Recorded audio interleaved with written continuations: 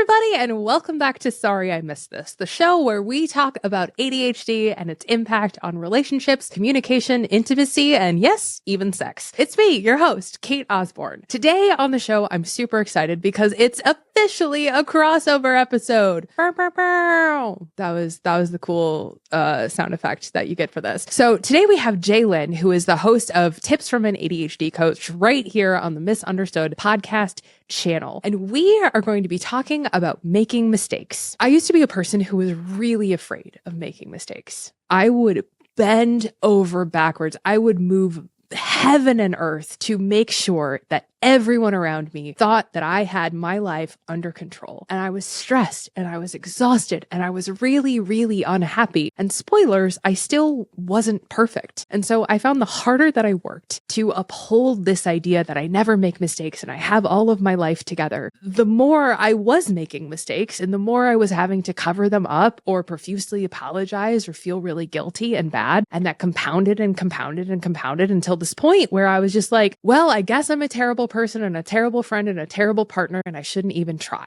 And so today that's what we're going to be talking about with Jaye. This idea of what happens when we make a mistake. How do we break out of that cycle of course I screwed up again. Of course I make mistakes. Of course I'm such a dummy dum. Now Jaye has in this episode, she's going to talk about her amazing metaphor that I love so much. She calls it reversing the train. So we're going to be talking about reversing the train on making mistakes and how mistakes can actually help us grow. How mistakes can actually be a powerful way of taking ownership of our actions, of building stronger and healthier relationships, and how mistakes ultimately can help us discover not only the things that we're good at, but what we're bad at and how to get better at them. So, dear listener, today on the show, I invite you to sit back and make some mistakes with me. Let's start the show.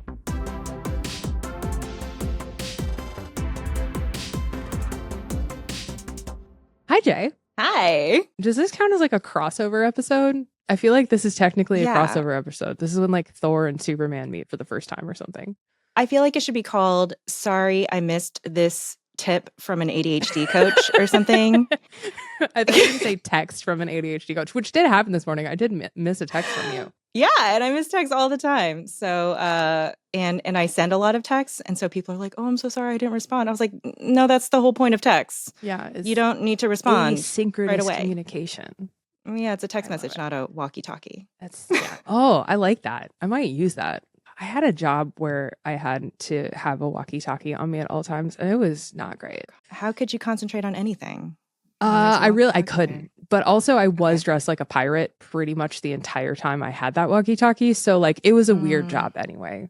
Okay, I will be explaining nothing further from this point. Yeah. So Jaye, today we're talking about a complex topic, and it's the intersection of making a mistake, but not letting perfectionism get in the way of owning our mistakes. I would say this is more of addressing the anxiety that we feel about never being able to make a mistake and what that does to us, and then providing an alternative to that, which actually makes everything better instead of worse. Yeah. The way that anxiety does. Do you see this a lot in your work as an ADHD coach? Like, is this a really common experience? Yeah. And I would say it's a really common experience, not only in clients, but with myself, with other ADHD professionals. It's kind of just like across the board.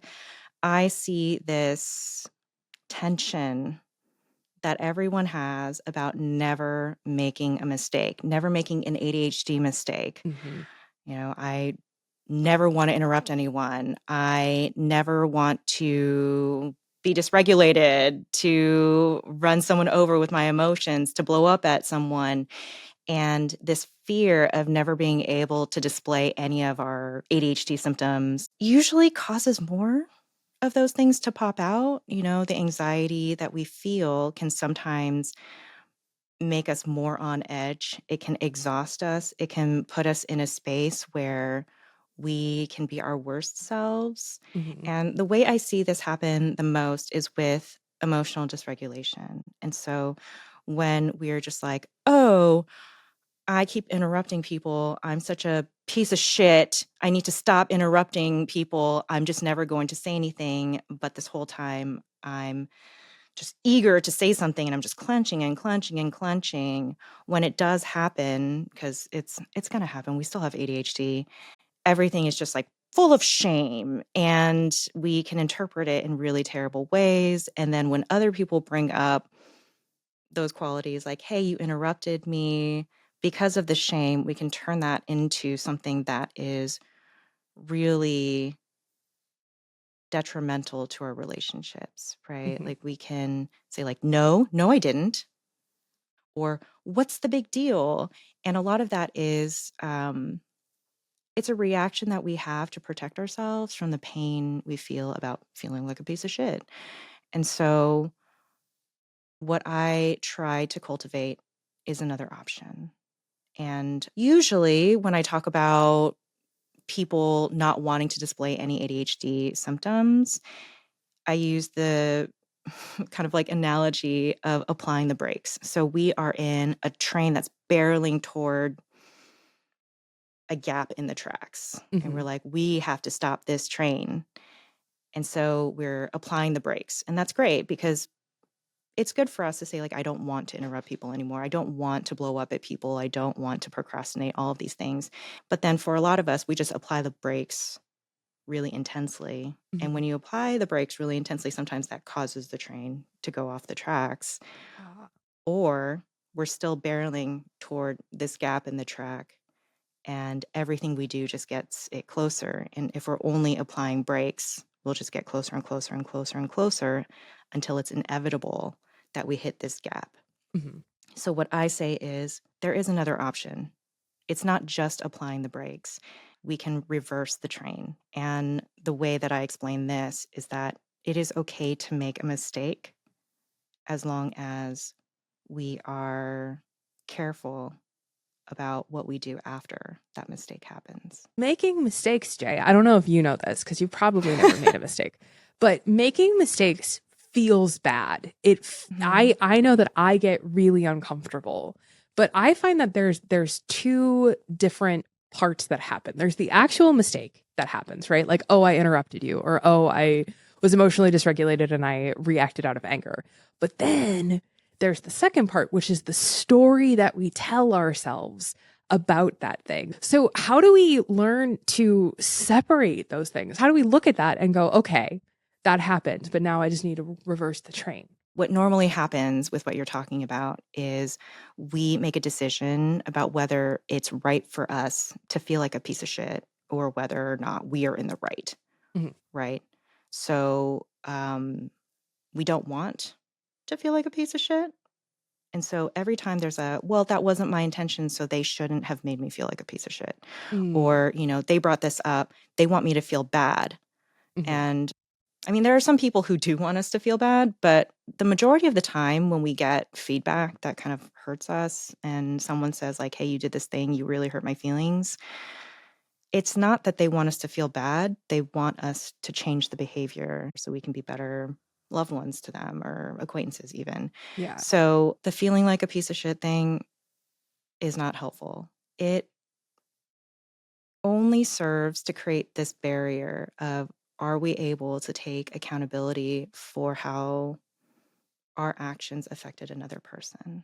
I want to sort of trace through the process of this shame spiral and what this can look like and how this can kind of develop. So, why do you think, Jay, that it's so easy to slip into that? Like, oh my God, I'm so sorry. I'm so sorry. I'm so sorry. I'm so sorry. I'll never do it again. I swear. I swear. I swear. Please don't be my friend.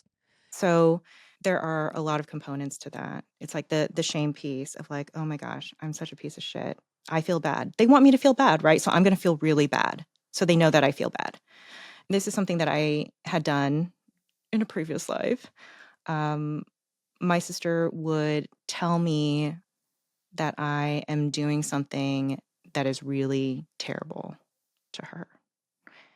And I would call myself a piece of shit and I would cry. And then my sister would kind of like walk it back, say, Hmm. like, no, it's fine. I'm being oversensitive. You're okay.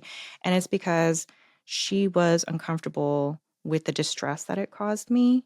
So she would walk it back and I'd be like, oh, okay, I'm fine. They said I'm actually fine. It's their bad, right? Yeah. And that didn't change my behavior. So eventually, when that happens enough, this is what when I talk about this, I call this like lost cause territory. They will not be able to bring up any feedback without it causing me distress, and Hmm. I will never change. Yeah. That is, so they will consider me to be a lost cause and they will no longer bring it up, which sounds great to me, but they will still feel it. It will damage the relationship in that way because they're like, she's a lost cause. I can't trust her with my feelings anymore. When we do that, which is, and also I have been absolutely guilty of that in the past. Like now I'm so upset about the feedback that you're giving me that now it's your job to make me feel better. And that's really Mhm. unfair.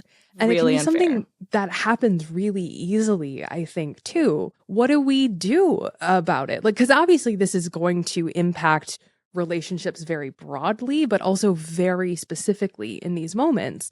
But it also reminds me of some of the other conversations we've had on the show about things like weaponized incompetence and Mhm. parentified relationships, that kind of stuff, where it's like, if I can't ever come to you with honest feedback because there's such a reactionary element to it, like that's really going to impact our relationship. That's really going to affect our ability to openly and honestly communicate with each other. That's going to impact the way that we build a solid foundation for our relationship. Like that to me feels like a really big thing that we need to be watching out for if we know that that's something that we tend to do. Yeah, and even the other reaction where it's like, "No, I didn't," or "You're being oversensitive. I didn't mean to do that, so you shouldn't be upset about it." That reaction happens because, again, we're trying to decide whether or not we deserve to feel terrible about it. And if we don't deserve to feel terrible about it, we're going to say that it's not our fault or do the blame shifting and all these other things that are really terrible that also damage the relationship.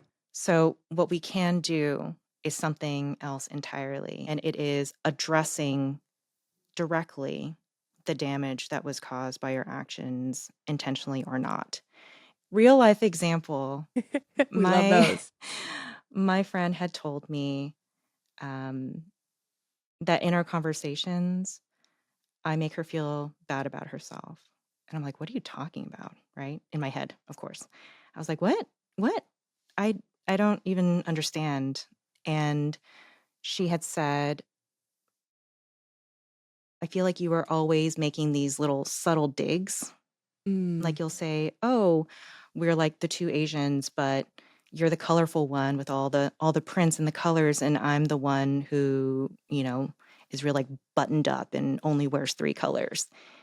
And in my head, I'm just like, "Yeah, where's the dig? I don't really understand."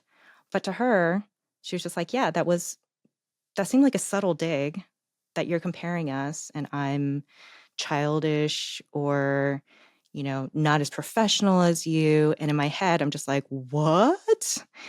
That's not what I was thinking at all. And instead of verbalizing that reaction, which is also valid for us to have that reaction because it's like, whoa, this is not what I was thinking at all, saying that to someone is not helpful, yeah. because what that does is it invalidates their feelings.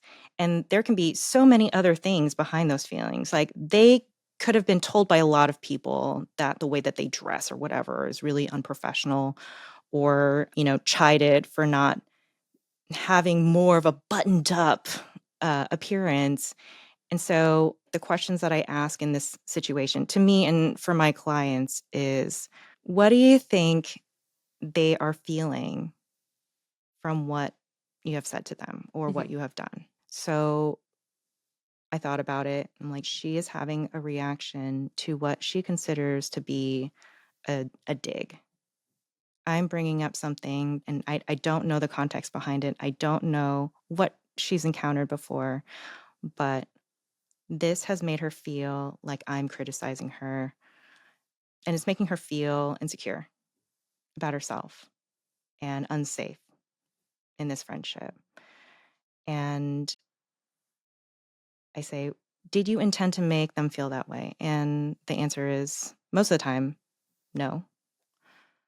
Like, okay, what could you do to give the opposite of the feeling that they have?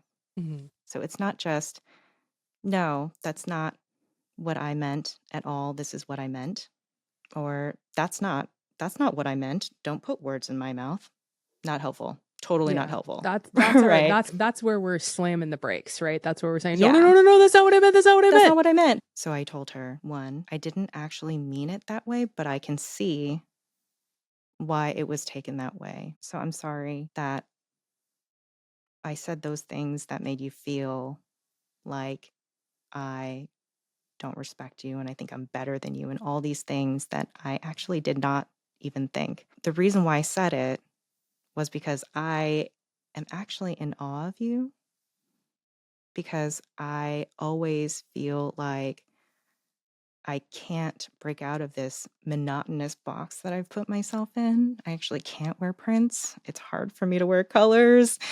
And I just always admired how original and individual you are, and that you're able to have a successful business showing you exactly as you are without any pretense.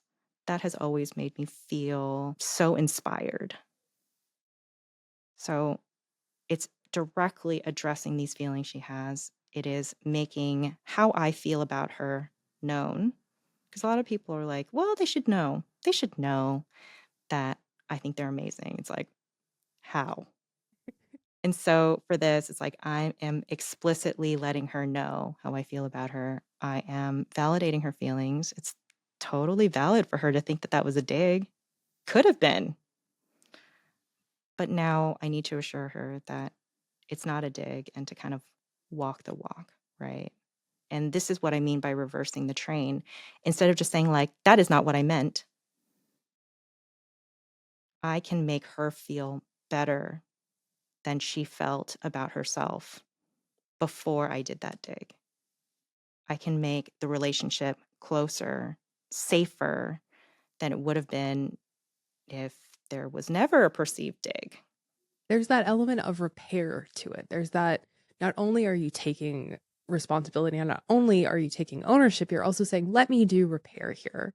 Let me Yeah. ensure that we both come away from this conversation feeling better, feeling like this issue is resolved, and kind of the empty promise of, I swear, I promise I'll never do it ever again. It's in that moment, you're also showing that you're a trustworthy person. You're a person who is willing to put in the work. That's such a powerful idea. I was going to say, like, wow, I love that. I'm like, yeah, that's what you should be doing. I see so often the tendency towards perfectionism, especially in women with ADHD, especially in like diagnosed women with ADHD.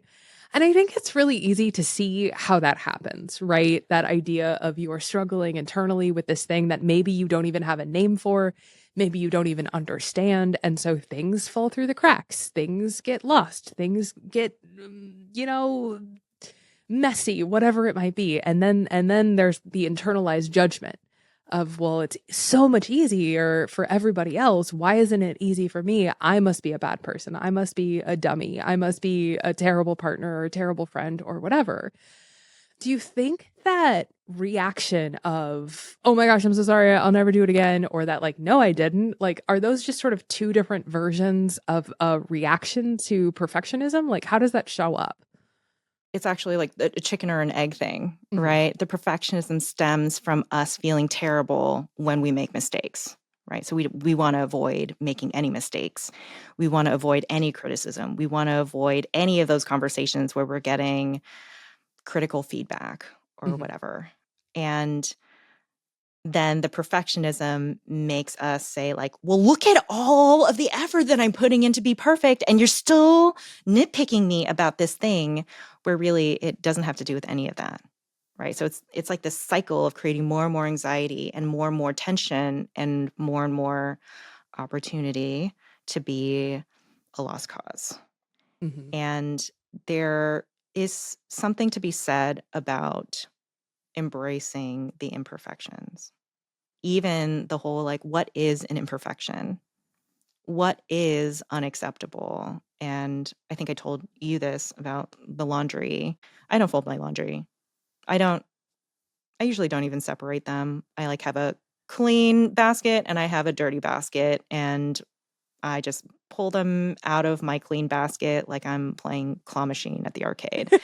So I say that to people and they're like, "Oh, but I wouldn't be able to do that." And I'm like, "Okay, well, I mean, you don't have to." Yeah, it's Um, okay. That's fine. but they're just like, "Yeah, but what about the wrinkles?" It's like unfathomable that I am a woman, especially in the space. They're like, "Do you tell your clients that you don't fold your clothes?" I'm like, "Yeah.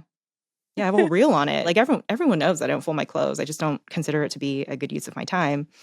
I am intense about a lot of things. I mean, I'm a really intense person. I don't know if you figured that out. But I'm really intense about a lot of things, and I can pick and choose what's actually important to me. And so the Yeah. thing with perfectionism that I think is a problem is that it applies to all these things, and it's very fear-based, and it's not very priority-based. And so a lot of the things that I am very particular about are priority-based. Like, it is very important to me that I deliver on things that I say I will deliver on. And so I'm going to put a lot of energy in doing as much as possible. But folding my clothes, having a zero dish sink is not something that actually is important to me. So I just don't do it. See, it's interesting though, because Jay, I don't know, like I'm gonna argue with you on the podcast, I guess. But like to me though, you found the perfect system, right? Yeah. Like perfectionism, I think like I'm really interested in how you're sort of defining it, because it's that like externalized version of perfection that, well, everybody else has a perfectly organized and perfectly beautiful closet, therefore I am failing when I do not fold my laundry. But in reality, the self-awareness and the power in, actually, I've thought a lot about it. I don't care what my closet looks like. I don't like folding my clothes. It's a system that works for me, and this is how I choose to like live my life. That is far more closer to perfect than the perfectionist version of it. Do you know what I mean? Yeah. It's And more yeah, perfect for me. yeah, Right? exactly. And so it's interesting because I wonder how much that also ties into themes like rejection sensitivity and how that can show up in our relationships and how we communicate and all of those. That's a really big question to drop at the end of the show, but here we are. Well, I mean, a lot of it has to do with how we react to things and whether or not we allow ourselves to be imperfect. Perfectionism, a lot of it is very don't based. Don't make a Yeah. mistake. Don't slip Yeah. up. Don't do this. And the thing about don'ts with ADHD is it's way more intense. And so the rejection comes when we're like, don't. And like, there's no rejection sensitivity as intense as when we are clenching the entire time and we're trying so hard and someone still finds a flaw. But if we are relaxed and a flaw comes out and they're like, "Hey, you interrupted me," I'm like, "Oh, I apologize. Continue. I'm listening. I promise." That is acceptable, right? And a lot of it has to do with, are they in a psychologically safe space to be able to say, like, "Hey, can I finish my story?" And if they are in a safe place to do that, then we can go full excitement and be like, "Oh gosh, I'm so sorry. I was just so excited about what you're saying. Please continue." Yeah. That Like is that that's how you know. psychological safety. I know. I'm listening. I'm I'm listening. listening. I'm doing the things to show that I'm listening to you, right? And so I usually say I want to focus on the do's, not the don'ts. So instead of saying like, don't interrupt, don't interrupt, don't interrupt. So the do's are, I want to hear the end of the story, or I really want them to finish their story so that I can respond to them after they're actually done. That's really important to me. And I'll share one thing about RSD that has really worked for me. I don't do anything for other people's reactions anymore. So before, I used to tell jokes and be like, I want to tell a joke that everyone will laugh at. And I tell jokes for myself now. I tell jokes that I think are funny. And my friend, actually, the one that I was talking about earlier, she was like, you got a lot funnier recently. Like I said, yeah, no, those jokes aren't for you. They're for me. So, I mean, you can laugh, but they're not for you. And because of that, where everything I do is for myself and everyone else is allowed to join me in things, but they're not required, Mhm. it's really taken away the need for a response from someone else. And so if no one responds, I'm like, I got what I wanted out of it. I wanted to share this picture of my dog. I wanted to tell this dumb joke. And it was enjoyable for me. So no one really needs to respond to it. And when they do, it's just an added bonus. I'd love for you to chat a little bit about the scary part because I know for me, when I make a mistake, usually, especially if it's like a small thing, right? Oops, I interrupted, that kind of thing. That to Mhm. me, especially at this point in my life, it's pretty easy for me to go, oh, I'm sorry, didn't mean to continue with your story. But when somebody that we love and we care about sits us down and drops that, like, can we chat, thing, Mm. that is immediately emotionally dysregulating for me, at least. And then it's, hey, so we're going to spend the next 10 minutes talking about this behavior that you did and how it negatively affected me and being present in that conversation and being vulnerable in that conversation. But I tend to get so emotionally dysregulated. So, what advice do you have about handling just like the conversation, the scary part of the conversation before you respond? Like, I usually just go, hey, I actually need a couple minutes to process. Can we take a break? And then we'll come back and I'll talk more about it because I just need time to process. But do you have other strategies or other things that can help in that moment when the taking ownership or the acknowledging can feel really scary? So usually what I say is we know that there will be a point where we are dysregulated and we need to have time to ourselves to kind of process our thoughts. What do we want to say to someone in that moment? And just practice. Practice, practice, practice. And then by the time we are in that heightened state, we can have almost like I don't know, like an autopilot of saying, I'm really dysregulated right now. I really don't want to say something I don't mean that will hurt you. Can I have just 10, 20 minutes to cool down, process my thoughts, and have this conversation with you in a more calm state? And sometimes people be like, no, we're talking about it right now. And it's really unfortunate that people say that because it's so much damage can come out of that. But a lot of times people will say, especially if we give them the heads up before that, like when I'm dysregulated, I say a lot of really mean things and I don't even mean them. I just lash out. I don't want to do that to you. And I don't even feel that way about you. So if this happens and I tell you I need some time, it's because I want to be good to you. Then later on, if that happens, I could be like, I'm really dysregulated right now. Can I have a minute? And most of the time the answer is yes, because that's what they want too. And we need to practice that because in the moment, sometimes it just comes out like, I need time, okay? Why won't you let me have time? And it's really important to communicate those other pieces. So practice, practice, practice. Okay, Jay. Last thoughts, last pieces of advice, last words of wisdom for our dear listeners today who might be worried about making a mistake, but they really want to do better next time. I guess just the big takeaway that your mistake can make things better. It's not a lost cause. It's not a relationship is destroyed. There is a chance to make it better. So I hope that you can take it. Awesome, Jay. Thank you so much for being here. Crossover episode achieved. Yeah. Sorry I missed this tip from an ADHD coach. Thank you for listening. Anything mentioned in the episode will be linked in the show notes with more resources. Have a question, comment, burning story you'd like to share? Email us at sorryimissedthis@understood.org. This show is brought to you by Understood.org. Understood is a nonprofit organization dedicated to empowering people with learning and thinking differences like ADHD and dyslexia. If you want to help us continue this work, donate at understood.org/give. Sorry I Missed This is produced and edited by Jessamine Molly and Margie DeSantis. Our theme music was written by Justin D. Wright, who also mixes the show. Samaya Adams is our supervising producer. Brianna Berry is our production director. Neil Drumming is our editorial director. For Understood.org, our executive directors are Laura Key, Scott Koshier, and Seth Melnick. And I'm your host, Cate Osborn. I'll see you next time.